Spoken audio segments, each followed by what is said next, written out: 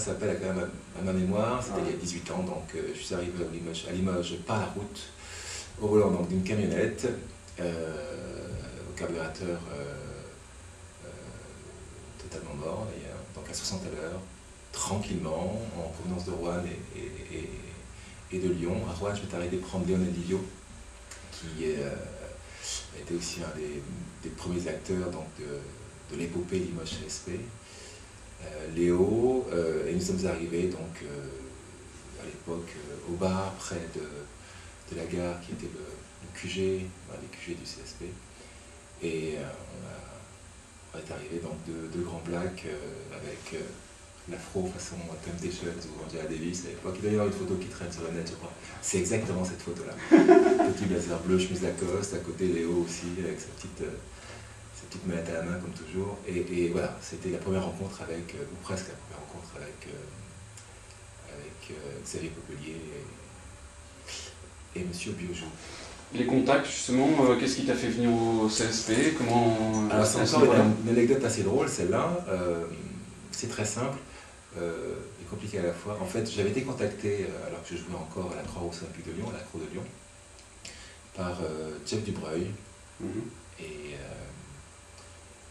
et par Biojou pour éventuellement venir comme ça au Limoges CSP, qui venait donc de monter en première division, parce qu'à l'époque c'était la première division.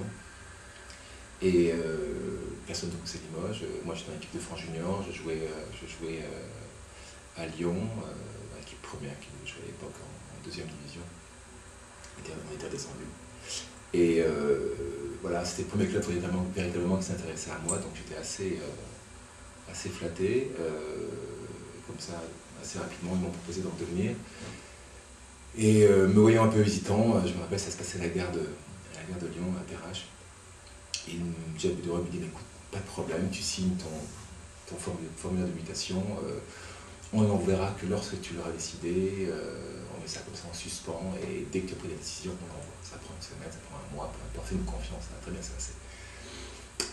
J'ai dit ok, bon, j'étais assez naïf à l'époque, ma mère n'y connaissait rien, m'avait accompagné, mais juste pour être présent, et je signe pour la modique somme de, ça va vous faire rire à l'époque, c'était quoi? C'était 2300 francs par mois, avec 600 francs d'allocation de logement, donc j'avais grosso modo 2900 francs par mois. J'étais ravi, c'était génial, je sortais des jupons de ma mère, c'était extraordinaire. Et surtout, j'allais découvrir la vie en fait. Je vais partir à Limoges, dans mon appartement tout seul, pour vivre une passion, le basket, c'était extra. Et voilà, je signe en disant, voilà, ok, je vous appelle dès que j'aurai vraiment pris ma décision et vous enverrez, pas de problème. Entre-temps, enfin, juste après, il y a Avignon, dans laquelle jouait à l'époque un autre joueur de l'équipe de France Junior qui s'appelait Philippe Daniel, qui s'appelle toujours Philippe Daniel, qui dit, Richard, viens, on va être ensemble, ça va être génial, ils sont intéressés.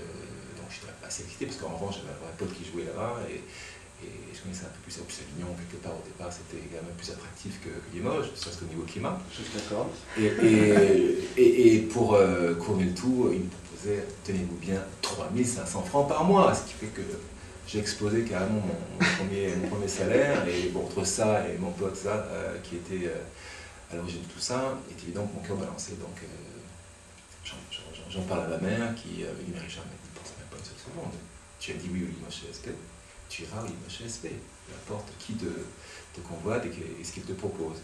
Et ce que j'ai appris, c'est qu'entre-temps, Limoges CSP, en fait, fort de ce document qu'il avait en main, avait envoyé illico presto la demande de mutation à la fédération, qui avait entériné donc la mutation, et me voilà, enfin, j'étais pieds poings liés, et n'avait pas véritablement, en tout cas, respecté leur parole. Bon, ça c'est une petite anecdote, on fait une parenthèse, ça partait pas forcément sur les meilleurs auspices, mais la suite nous prouvera que c'était plutôt une très bonne chose. Donc voilà, entre ma mère qui me poussait à respecter ma parole, ce que je conçois parfaitement parce qu'elle m'a très bien éduqué, et ce petit entourloupe de Jeff Dubreuil et de Biojou, et bien voilà comment j'ai attiré Limoges CSP, donc avec mon afro, ma chemise Lacoste et mon camion presque en panne.